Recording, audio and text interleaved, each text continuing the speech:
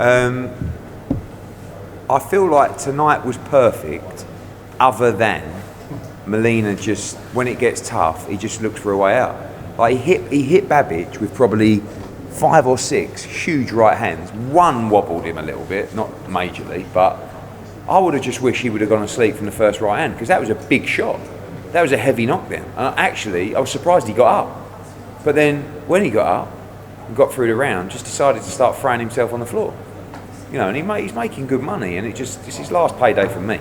I love the guy. I think the guy's a lovely man. But, you know, I feel like Alan's had 8 fights, and he eats himself up to 15 stone. So I think that, but I actually think he's better, maybe than I gave him credit for originally. And I thought it was a good performance tonight, to be honest with you. So who do you put him in with going forward? I mean, I quite like the fight against the guy who Rivas just boxed. The Polish guy, is it Rozansky or something like that? I think he's nice. Yeah, I would like to see him move back and fight a smaller guy. He wants to fight Oscar Rivas for the Bridgerweight title. Good fight, but I still think he's a novice compared to Rivas. Is a good fighter, tough fight. So Spilka, you know, these kind of names that go around on certain. Marius Wack, tough fight. He's what, 6'9", 19 stone. Yeah, just the usual suspects, I think, for the next 2 or 3 fights. But everyone wants to watch him fight. He's really entertaining. I mean, he's never going to be dull, is it? But how far he can go, we just don't know. But he's definitely better than I think a lot of people give him credit for. So that Johnny Fisher supported that? Unbelievable. I mean, that was his 4th fight. I've never seen anything like it. Even the massive ticket sellers, right? And there's only a couple that can compete with Johnny Fisher. Josh Warrington. Lewis Ritson was close in his heyday. Crolla got there in the end, but not after 3 or 4 fights. They were doing 150 tickets. He's just sold 1,300. I don't know. And the dad was saying he could have done another 100 or 200 today. People phoning him up for tickets. But he's talk about Alan Babbage. You know, Johnny Fisher has got loads of potential, but just potential at the moment. He's got a long way to go. I need to give him another 15 fights before we start thinking about him having proper heavyweight fights. But I'll tell you what, he'd fill that place up for the southern area, let alone a British title. You know, it was unbelievable. He's very lucky that he's got people like that supporting him. Would you consider matching Craig Richards and Joshua Aston? Yes, I think it's a great fight. All those guys are looking for a world title shot, so they'd rather fight for the world title than fight, you know, a domestic rival. It was only Lyndon Arthur really got pushed into that rematch. He'd rather fight for a world title as well. Callum Johnson, much rather fight for a world title. Boatsi, he'd much rather fight Bivol. Richards would rather rematch Bivol or Joe Smith or whoever it is. But if they can't get a world title shot, and not all of them can, they should fight each other. Now, we just saw it with Smith Fowler, what those big domestic fights can do. And Craig Richards against Boatsi is a brilliant fight. But it's a bit awkward because, you know, Craig and Peter Sims and Josh and, you know, 258. It's like, I'd rather make Boatsi against Callum Johnson. I think that's a great fight. And I'd rather make Craig Richards against the winner of Yard and Thingy, but probably easier to do it in-house. Is Boatsi Callum out this year? Callum Smith. Yeah. Callum Smith won't box till early next year. I mean, Callum Smith is the guy who is beyond the domestic fights, in my opinion, at the moment, unless it's for a world title.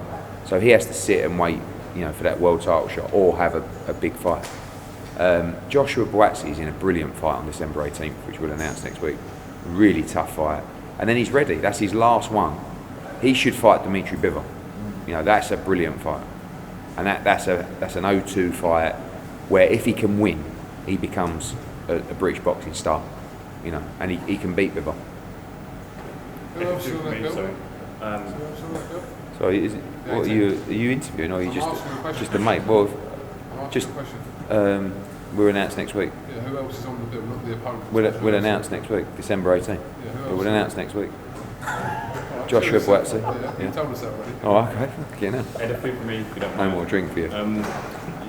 In terms of Babbage's opponents, you named a few there, but you didn't name the one that he was calling out after the fight. Dave Allen, you have a long history with him. Are you interested in that fight? I am. I think it's a great fight, and I think everyone would love to see it. But I will only make that fight if Dave takes it for the right reasons, and Dave is happy in himself. Because when he stopped fighting, he wasn't, and I was really pleased that he retired, following the conversations that we had. And when he wanted to come back, why did he want to come back? Did he want to come back for money? Did he want to come back for boredom? Or did he want to come back because he genuinely missed it and wants to commit to the sport? I told him to go away and have a couple of fights. He had one. I'd like him to have another. But if I feel like he's fit and healthy, physically and in himself, and he's doing it for the right reasons other than just a few quid, then I will make the fight. But I haven't had those conversations to assure myself of that. I might be overanalyzing this, but it seemed like you had a new set of referees in play today, given recent referee performance. Is that correct? Was there a new set in play? I didn't have a new set of referees. The British Boxing Board of Control had a new set of referees. I don't know is the answer. I only saw one new ref that I hadn't seen before, I believe. And then there's another gentleman, I don't know his name, who is not as an experienced referee. He actually refereed the Molina fight. Yeah. Kieran McCann, who, don't have a problem with him. I said to Robert Smith, the final knockdown wasn't a knockdown. He should have told him to get up. But Robert Smith said he didn't want to continue. And Robert Smith's right, actually. But by counting him, you're ultimately counting him out of the fight. He got pushed on the floor. The ref should have said to him, right, take time, get up. And he wouldn't have been in a position scrambling at 8 or 9 like he was. But anyway, it was irrelevant by then. And the other referee, I think, who refereed the Thomas Carty fight, I've not seen him before. You announced the double header featuring Katie Taylor and Conor Benn. Who's the headliner? Conor Benn this time around. Last time, Katie went above him. This time, Conor will go above him. He'll touch wood. We've got a really big fight for him that we'll announce next week. All of that card will be announced next week. Katie will face, I think, her last mandatory before the Amanda Serrano fight. Joe Caldina will be on that card. Probably Alan Babbage, Jordan Gill against Guerfi for the European title, loads of other stuff. And then obviously Chisora Parker the week after with Boatsi.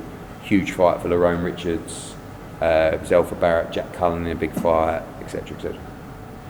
A bit off topic, but who do you expect Anthony Joshua's UK broadcast partner to be going forward?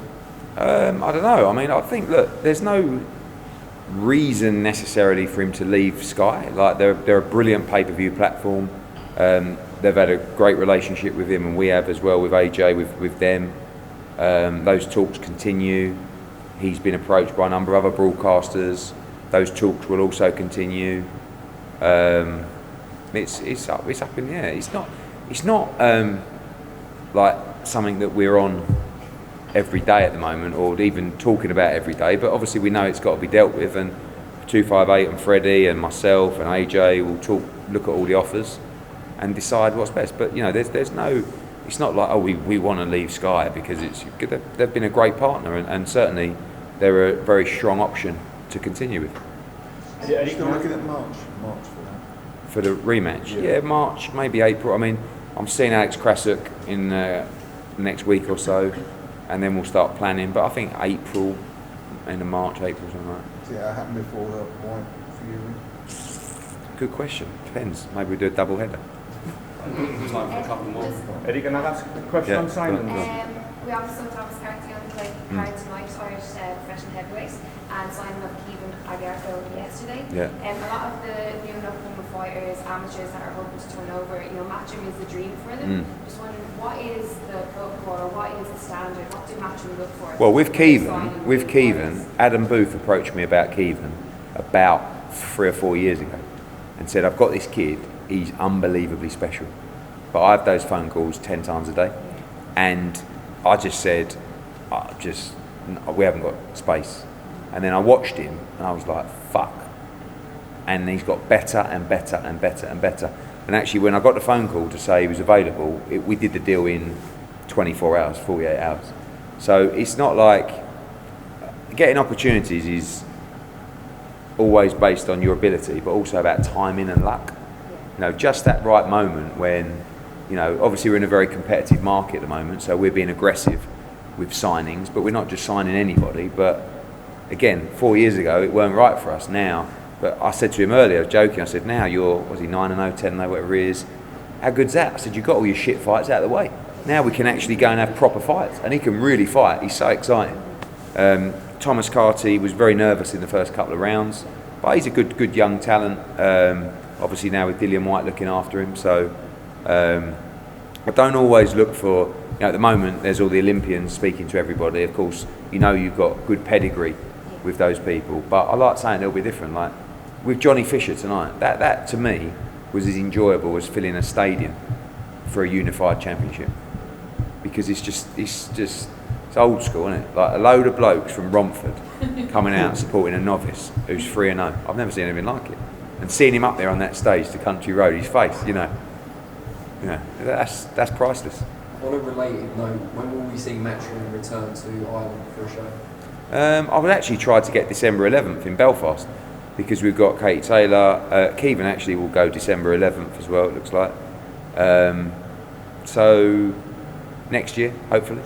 I mean, Katie is going to fight December 11th, and then we want to do the big room at the Garden for her against Serrano in April. So no, probably a bit later than that.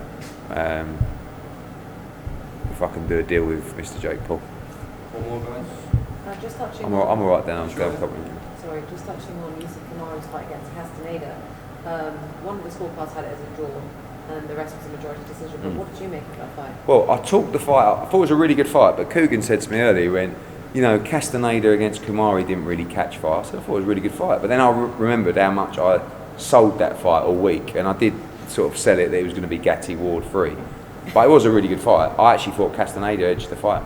I went over to the to Darren Barker scoring. He had Kamari by 2, I think. I didn't see that. I didn't see that. I thought it was quite close for the first 6, but I did have probably Kamari edging it. But then I gave Castaneda a big 8th round, big 9th round. The 10th could have gone either way. Maybe actually Kamari nicked it with the cleaner work. He caught a lot on his gloves. But I felt like Castaneda edged the fight. Does he get to be in the home corner next time? Should be, shouldn't he? I mean, he's beat Ofer Jones. He'll probably get a bit pissed off now. We've got another option on him. But it just shows you how good the depth of fighters. He's not. I mean, he was 15-1 in Toledo. I think he's from Texas, and no one ever heard of him. You know, I mean, he's a quality fighter, and he's got a lot of improvements to make as well. Eddie, earlier this week we had the announcement of Jake Paul versus Tommy Fury. Now that we did the fight in Miami with him, Started it all, didn't I? Gave him his fucking pro debut. Why did I do that? If he beats Tommy Fury, first of all, do you think he'll beat Tommy Fury? I've only watched Tommy Fury once in a UK show, beating a guy that I could have beaten, and you could have beaten as well. And then watched that last fight that he was in, that 4-round or whatever he was, which was absolute, like, it was the sparring guy, the guy who spars with Jake Paul. I mean, logic and hope would tell you that a professional boxer that boxed for a living and was also Tyson Fury's brother and has boxed all his life should never ever lose to Jake Paul. But Jake Paul is not horrific. Like, he's not. There's a lot of pro fighters worse than Jake Paul. I've seen them. I've had a lot of them on my shows with young kids coming through, you know. But it's just the most embarrassing thing if he loses that fight. I mean, and that's why it's quite. I feel like that fight's a lot bigger in the UK than it is in America. No one knows who Tommy Fury is in America. I don't actually think it will do great business there, but I think it's going to do good business in the UK. But he can't. I mean, the problem is if it's a ballsy move by Jake Paul, because if he beats him, he's really made a statement. But if Tommy Fury loses, he will. I mean, he's got to change his name or something. He shouldn't change his name. He should just go to a desert island somewhere and just stay there for life, because it would just be the most embarrassing thing. But I guess it's entertainment, isn't it? You know, at least it's a fight where you don't really know what's going to happen. I don't mind Jake Paul, what he's doing. He's taking it seriously. He's training. He's putting the sparring in. And I don't agree with all these comments like Javonte, where he says these guys, you know, it's not fair that they're earning all this money for fights, and you've got this other guy who's grinded his whole life and he's not getting the opportunities. Well, he ain't good enough, and he's not built a fan base like Jake Paul. So tough shit. Jake Paul's built the fan base, and he's very intelligent at what he does, and he's chose boxing. Didn't have to choose boxing. Could have chose OnlyFans. And second to that, if Jake Paul beats Tommy Fury, which of your guys would you like to see fight and beat Jake Paul? I'd have to have a go myself, you know, because someone's got to put an end to it. I'd probably get knocked out as well, actually, to be honest with you. But I don't know. I mean, I always thought Jake Paul, Conor McGregor, decent fight. You know, it's just the weight difference, isn't it? Was it £200 or 190 against 154? It's all a bit mental, though, isn't it? Really, the whole thing. I'm working with him sort of behind the scenes with Serrano fights. Jake Paul is very bright. He's not always what you see. Like, he's a showman. He's a great self-promoter, but he's intelligent. He knows how to build an audience. He knows how to deliver content, and it's not just him, but you know, other people on these most valuable promotions team. The reason that they want to make Serrano against Taylor is because it's the biggest fight of all time in women's boxing. So he wants to be able to say, we did that. That fight happened because of Jake Paul in boxing. And he wants to get as much money from Amanda Serrano to say, oh, we got her the most money that she's ever had, or the highest female purse ever. So I think his intentions really are, he's not doing it that to try and make money. He does have, we have all fallen in love with the sport, haven't we? That's why we're here. And I do believe he's fallen in love with boxing as well. So it's not just, I want to just make as much money. I think he enjoys the training. I think he likes the sport. And I think part of him wants to do some things that give him some credibility and show that he actually likes the sport. And there's probably a bit of ego as well, but I genuinely think he would like to be a reason that fight happened, and it happened in the big room at MSG. Given the fact you said you think it's going to do good business here, would you consider doing another one of those cards on the zone? With Jake Paul? Yeah, or any YouTuber? No, not any YouTuber. Like I would do a Jake Paul fight against a boxer in a good fight. Like, I don't have a problem with Jake Paul against Tommy Fury. Like, I don't think it's horrendous. It's just, you know, I would probably do that fight if I was asked to do it. I would probably do Jake Paul against. What I wouldn't do, honestly, is Logan Paul against Floyd Mayweather, 1 or 2, and I wouldn't do Evander Holyfield ever stepping back in the ring, and I wouldn't do an old fighter in a fight, a Legends fight, and I wouldn't do Logan Paul against Mike Tyson. I might do, actually. Would you do KSI Logan Paul 3 in the UK? No. I really enjoyed that, and I love both guys, but I just feel that we have to focus on boxing. I feel like, but again, that's why I don't have an objection with Jake Paul. I think he is boxing, but he is taking part. He's not just fighting. Like, I know the guys haven't been boxers that he's boxed, but at least the fighters, they take part in combat sport. So I don't mind the Jake Paul stuff as long as he fights decent guys. And Tommy Fury, I don't know enough about him, but I presume that he can fight. We'll find out. If Jake Paul loses to Tommy Fury, would you want him to carry on? Doesn't mean a row of beans to me, but it will be over. That whole thing. He's love for the sport. He's fell in love with the sport. So if he has fell in love, like yeah, but commercially, it would fall off a cliff. The whole thing's going to fall off a cliff soon, just with one bad night or one you know. But at the moment, it's, you know. But if he lost to Tommy, that's why it's a risky fight for Jake Paul, because no one knows who Tommy Fury is in America. But they do in the UK. It's a bigger fight here. But if he loses to a guy that no one's really like, that's why I would have thought he would have boxed Conor McGregor or someone like that. Whereas if he can lose, he can come back and fight Tommy Fury. You know? In your view, how does Dillian Whyte beat Tyson Fury? Pressure. He needs to dog it out with him. He needs to be in the kind of fight that Fury was in with Wilder. Because Dillian wouldn't gas out after 3 rounds. He'd go for 12. And that was the only way Wilder was going to beat him, is if he had an engine to carry on from that 3rd round. Was it 3rd round when he dropped him? Yeah. Yeah. He was fucked in the 4th round.